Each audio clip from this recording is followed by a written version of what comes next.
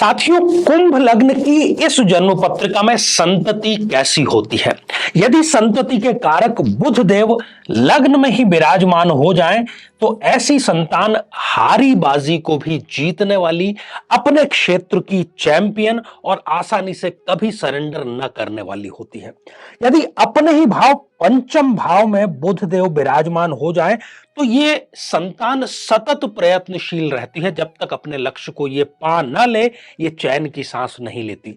यदि यही बुधदेव दूसरे त्रिकोण में आकर के विराजमान हो जाते हैं साथियों, ऐसी संतति प्रखर वक्ता होती है, नेतृत्व करता होती है, चुनावी राजनीति में आगे बढ़ती है, या कंपनी की बात करें तो वो सीईओ के पद तक जाकर के अपने नाम और अपने खानदान का नाम रोशन अवश्य करती है।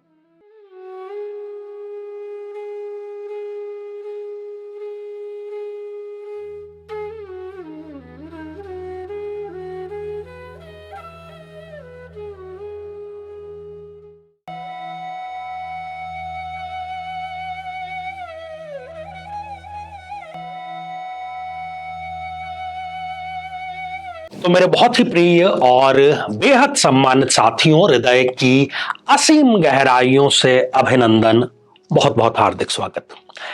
साथियों, चर्चा इन दिनों हमारी चल पड़ी है संतान पक्ष को लेकर के, और संतान पक्ष को लेकर के दो बड़े ही महत्वपूर्ण प्रश्नों का हम प्रत्येक एपिसोड में उत्तर देने का प्रयास कर रहे हैं, और काफी हद तक इसमें सफल भी हम रहे हैं। सबसे पहली बात कि संतान जो है वो कब होगी, और दूसरा कि संतान यदि हो चुकी है तो वो कैसी होगी, और कैसी से हमारा यहां पर तात्पर्य है कि क्या वो सौभाग्यवर्धक होगी या फिर वो आपके लिए दुर्भाग्य कारक, आपका नाम खराब करने वाली होगी। तो आज ये चर्चा हमारी कुंभ लग्न के पड़ाव तक आ चुकी है। यदि अभी तक आपने अपने लग्न से संबंधित एपिसोड नहीं देखा है और आपका भी प्रश्न यही है, तो यहां आई बटन में हम आपको लिंक जो है वो प्रोवाइड करा रहे हैं, ताकि जाकर के आप अपने लग्न से संबंधित एपिसोड देख सकें। तो आइए साथियों, बिना किसी देरी किए सबसे पहले हम चर्चा करेंगे इस जन्म पत्रिका में संतान कब होगी, इस प्रश्न को लेकर के, क्योंकि नव विवाहित दंपत्ति के मन में यह सबसे पहला प्रश्न होता है। यहां पर आगे मैं कुछ बात करूं उससे पहले एक बहुत जरूरी सूचना, और वो बहुत जरूरी सूचना यह है कि कुंभ लग्न की इस जन्म पत्रिका में संतान के जो कारक ग्रह हैं वो तो बुधदेव बनते हैं, क्योंकि वो पंचमेश है। चूंकि इसी भाव से हम ये निर्णय करते हैं कि संतान कब होगी, कैसी होगी। तो बुध जो है वो एक नपुंसक ग्रह कंसीडर किया जाता है ज्योतिष शास्त्र में। अब इस लग्न की जन्म पत्रिका में यह बात सर्वाधिक महत्वपूर्ण हो जाती है कि बुध देव कुंडली में किस ग्रह के साथ में विराजमान है। यदि वो शुभ ग्रह के साथ में है, किसी बलशाली ग्रह के साथ में है, तो वो बहुत अच्छा और श्रेष्ठ आपको रिजल्ट देंगे। और इसके ठीक विपरीत यदि वो किसी पाप ग्रह के साथ में है, राहु केतु शनि के साथ में है, तो वो आपको बहुत अच्छा रिजल्ट नहीं देंगे, बल्कि वो विपरीत रिजल्ट प्रदान करेंगे। पहली बात। दूसरी बात, आप ये जरूर नोटिस करिएगा कि बुध की डिग्री क्या है। कहीं वो 0 डिग्री, 1 डिग्री या 28, 29 जैसी अंतिम डिग्रियों का यदि है, तो भी वो आपको रिजल्ट प्रदान करने की स्थिति में नहीं है, क्योंकि वो बलहीन हो चुका है, शक्तिहीन हो चुका है। तो ये बातें आपको जरूर और जरूर याद रखनी है। अब हम आ जाते हैं आज के हमारे मुद्दे पर। तो संतान कब होगी? साथियों, सबसे पहला बिंदु, जब भी कुंभ लग्न की जन्म पत्रिका में बुध देव की दशा अंतरदशा आएगी, पहली कंडीशन, बुध की दशा या अंतरदशा सर्वोत्तम स्थिति है जब इस जातक या जातिका को संतति प्राप्त होती है। साथियों, संतति का जहां तक प्रश्न है, चूंकि वो पुरुष और स्त्री दोनों के संगम से होती है, इसलिए बहुत हद तक हम जब संतति का विश्लेषण करते हैं तो दोनों की कुंडलियां हमें लगती है। परंतु आज के जो पॉइंट्स हैं वो हम किसी एक की कुंडली देख करके भी निर्धारित कर सकते हैं, इसलिए आप निश्चिंत रहें। दूसरी बात, हम ये जो प्रश्न कब और कैसी की बात कर रहे हैं, ये हम प्रथम जीवित संतान के बारे में कर रहे हैं, ठीक है ना। अब जो दूसरी स्थिति है उसके लिए आप इस पंचम भाव पर दृष्टिपात करिए। इस भाव में जो भी ग्रह विराजमान है, चाहे फिर वो सूर्य हो, चंद्रमा हो, केतु हो, राहु हो, गुरु हो, कोई भी हो, जब भी उसकी दशा अंतर्दशा आएगी तब इस जातक या जातिका को संतति अवश्य प्राप्त होगी। तो दूसरा सिद्धांत हो गया कि पंचम भाव में स्थित ग्रह की दशा अंतर्दशा। ठीक है।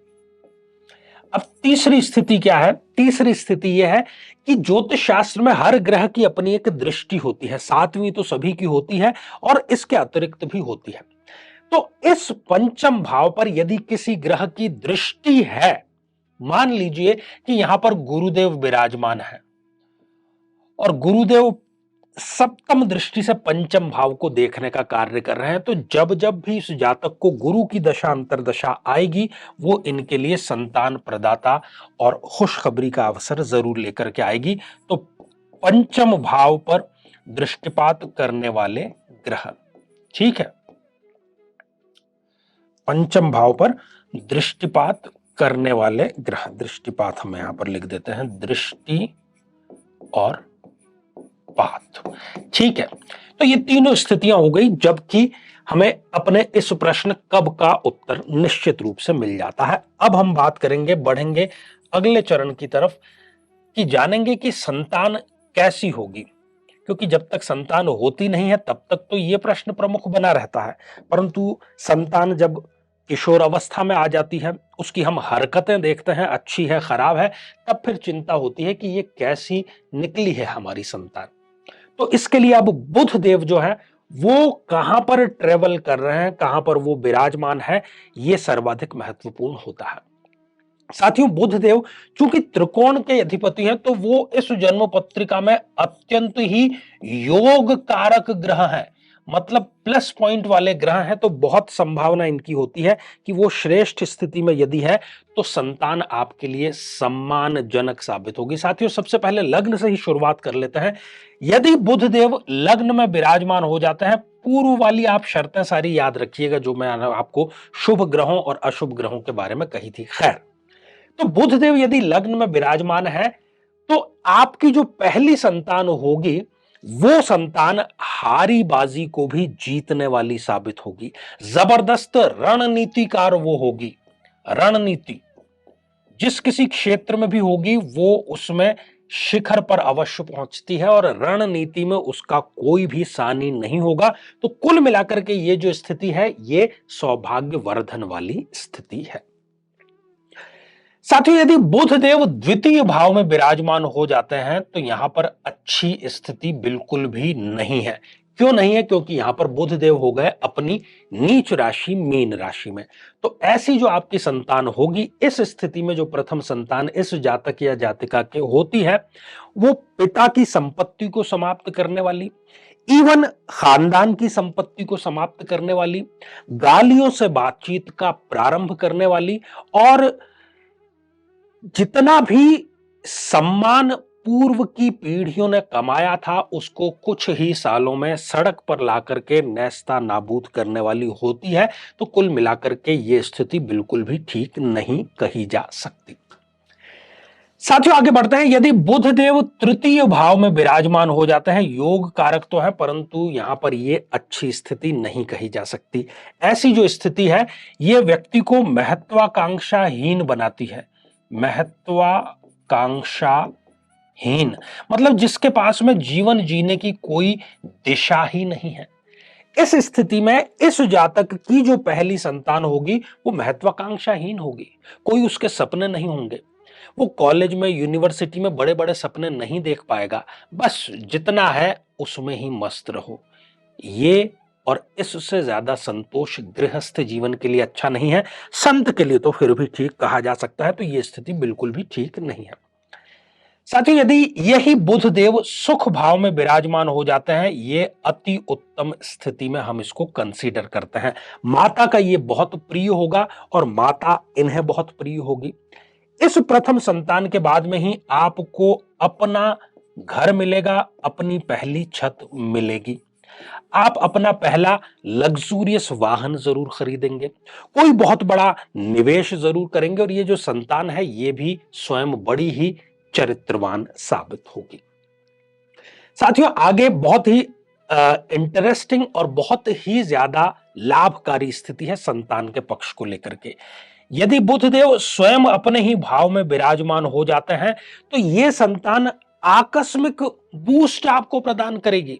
सड़क पर यदि है, एक उदाहरण है, तो वो सड़क से महल तक का सफर इस संतान के बाद में जरूर तय करते हैं। आकस्मिक धन की एक प्रकार से बाढ़ इनके लग जाती है और साथ ही जो सौभाग्य सोया हुआ था, जो पैसा डूबा हुआ था, वो सारा का सारा इनको एक साथ में जरूर मिलता है। और ये स्वयं भी जो जातक है, जो संतति आपके होगी, वो संतति निरंतर प्रयत्नशील रहने वाली संतति अवश्य होगी। साथियों, आगे बढ़ते हैं और बात करते हैं कि छठे भाव में बुधदेव कैसी संतति प्रदान करेंगे। योग कारक तो वो है, परंतु यहां पर महत्वपूर्ण बात यह हो गई कि यदि बुधदेव इस छठे, इस त्रिक, इस खराब समझे वाले, इस अनिष्ट समझने वाले घर में यदि है, इस भाव में है, तो यह स्थिति बिल्कुल ठीक नहीं होगी। लेकिन यहां पर आप देख रहे हैं कि विपरीत राजयोग की स्थिति बन रही है। ये टर्म जो नवीन दर्शक हैं वो समझ नहीं पाएंगे, उनको हम समझाते हैं। विपरीत राजयोग आखिर होता क्या है? विपरीत राजयोग ये है कि इस ये तीन त्रिक भाव होते हैं।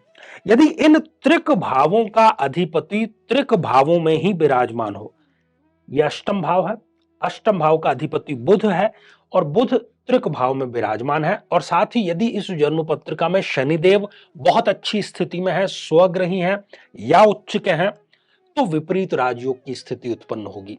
यदि विपरीत राजयोग की स्थिति उत्पन्न हो जाती है तो जो प्रथम संतान है वो इनके लिए भाग्योदय कारक साबित होगी, सौभाग्यवर्धक साबित होगी, शत्रु हंता साबित होगी, शत्रुओं को धूल चटाने वाली साबित होगी और सब प्रकार के कष्टों से मुक्ति प्रदान करने वाली होगी। लेकिन यदि शनिदेव की स्थिति इस कुंडली में ठीक नहीं है, वो यदि अस्त हैं या वो स्वयं किसी प्रकार से पीड़ित हैं, अपनी नीच राशि में है, तब फिर यहां पर जो पहली संतान है वो आपके लिए दुर्भाग्यवर्धक, रोगों को बढ़ाने वाली, श्वसन रोगों को बढ़ाने वाली, त्वचा रोगों को बढ़ाने वाली, ऋण के जाल में फंसाने वाली आपको साबित वो होती है।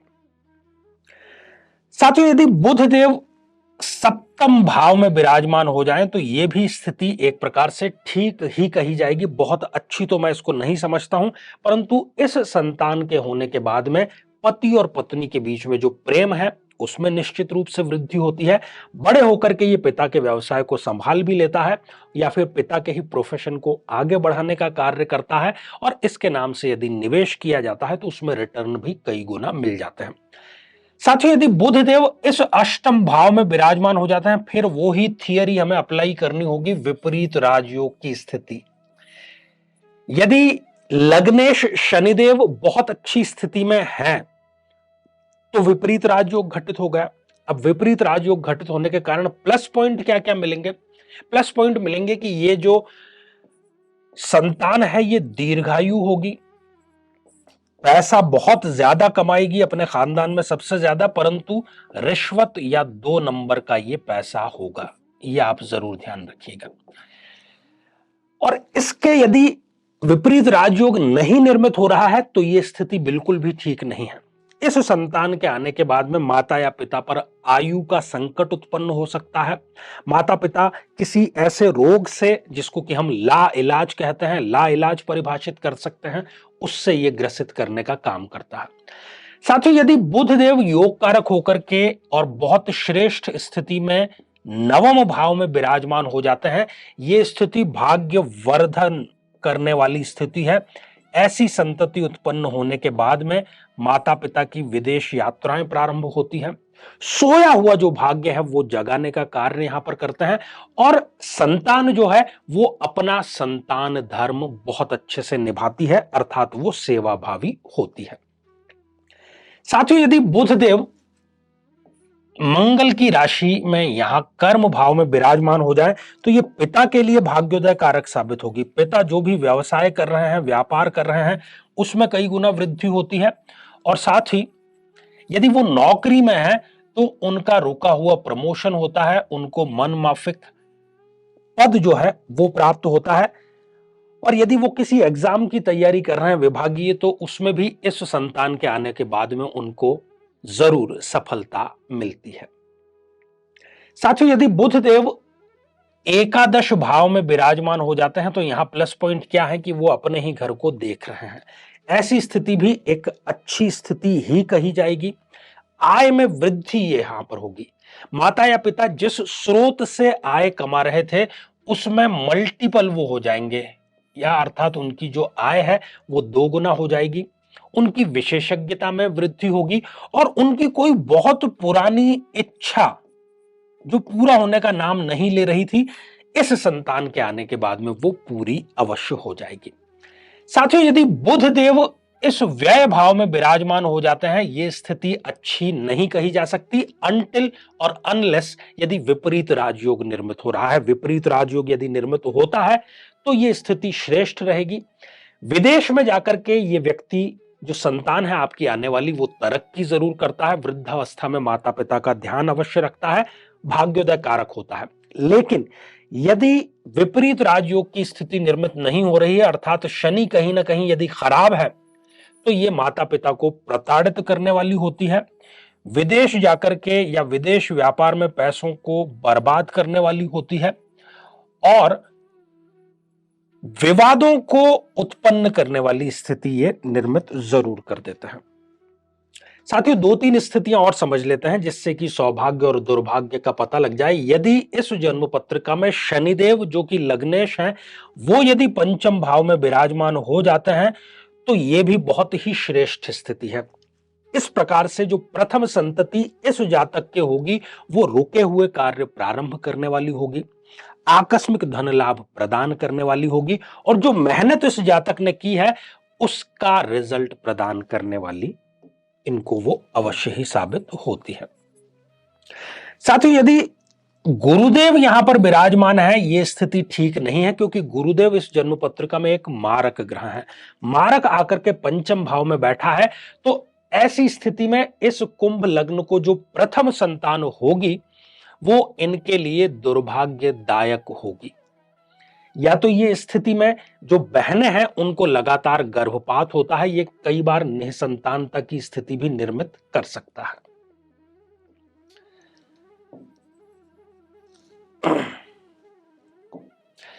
साथियों, यदि इस जन्म पत्रिका में शुक्र देव यहां पर विराजमान हो जाए तो ये सोई हुई किस्मत जगाने वाली प्रथम संतान यहां पर साबित होती है।